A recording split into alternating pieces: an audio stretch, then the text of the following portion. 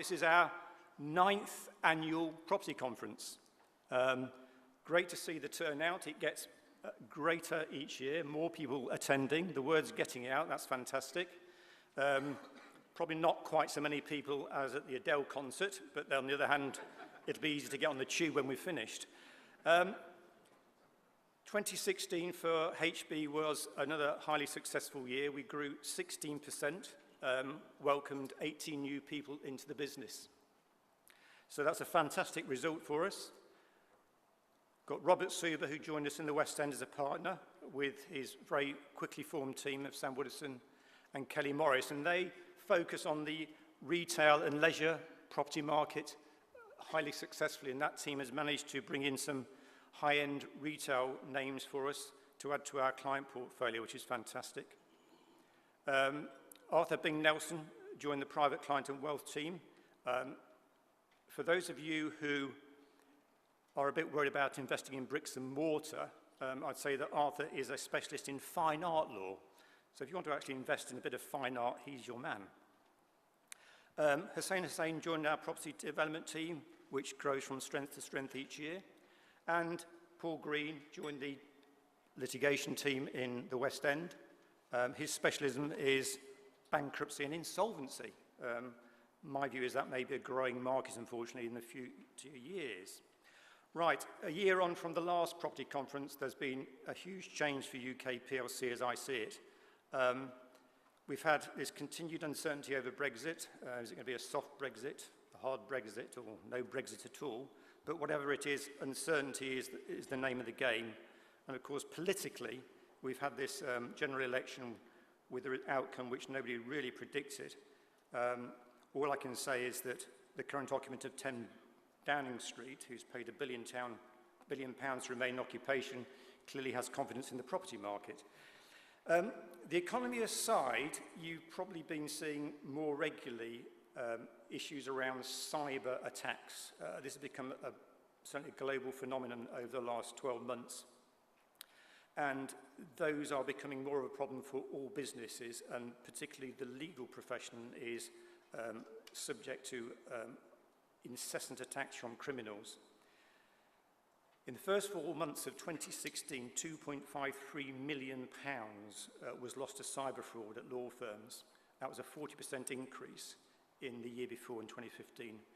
So far, they reckon the total for monies lost from law firms from cyber attacks and fraud in 2016 may be in excess of £18 million. So this is a real problem. And nobody's immune from this. It's a real threat. I think only last Friday, DLA Piper, one of the global law firms, had a cyber attack which shut down all their IT in their New York office, and they were not able to access their IT for more than 24 hours. So it's a real growing problem. These attacks have apparently cost UK businesses £1 billion in 2016. That's a scary number. And for us, as a medium-sized law firm, the threat is very real. We invest a huge amount in IT. You don't see it, you don't know about it, but over £100,000 a year to keep our systems safe for you, to protect data and to protect client monies. And I just question how, if you are always looking for the lowest cost point when you access legal services, what really can a small to medium-sized firm do to protect your data and your monies if they don't really have the wherewithal financially to do that. You may know that in May 2018, we will see the imposition of the next layer of regulatory challenges through GDPR, General Data Protection Regulations.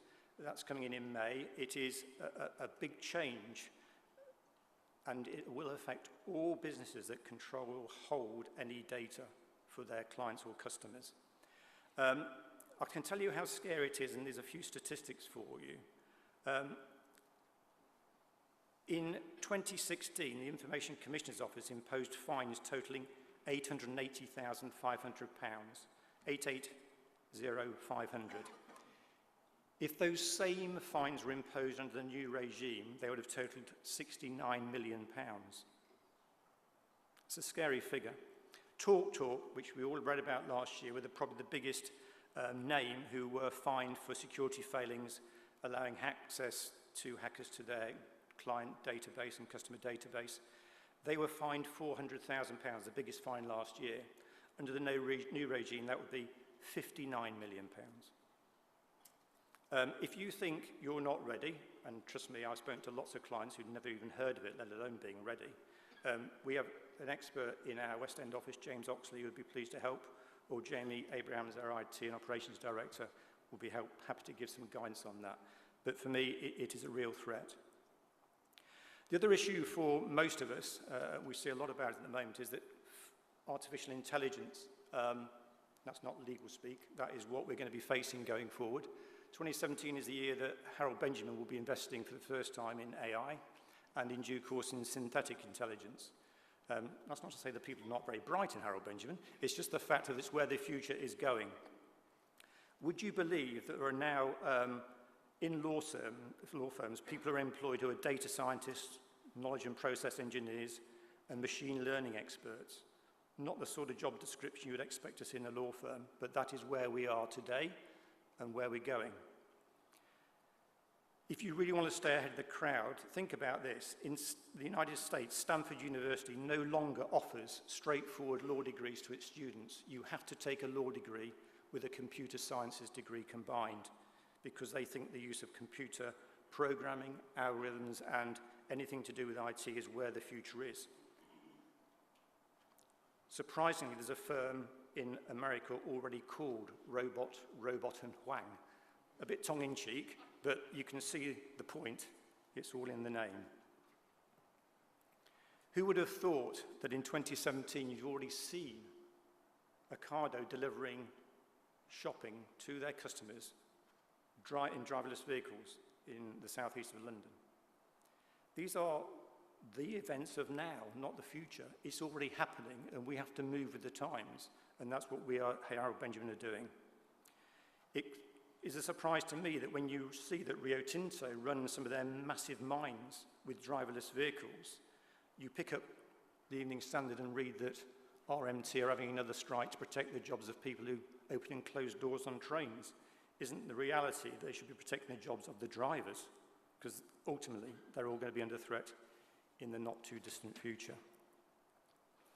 Whatever your professional service field, there are many disruptors in the market, but my view is a firm like Harold Benjamin, we're up for that challenge, we will embrace the change, and we will continue to offer work on a world-class service basis and at a fair price. Enough from me.